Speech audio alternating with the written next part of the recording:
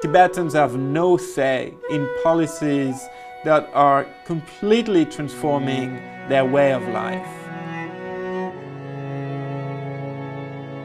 Although the communist government often boasts ethnic harmony, observers say divisions run deep. The military is like just acting like an occupying military force.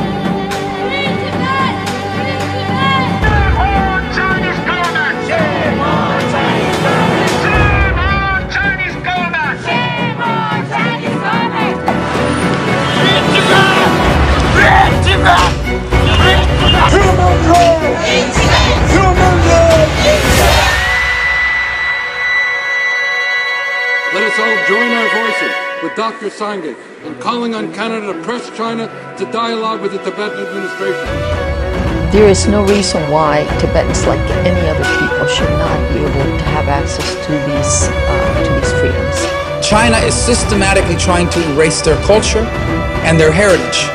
I am here to denounce Chinese authorities who still continue undermining religious, cultural and linguistic rights of the Tibetan people. We are urging China to address the situation, and I'm hoping that there may be little signs of hope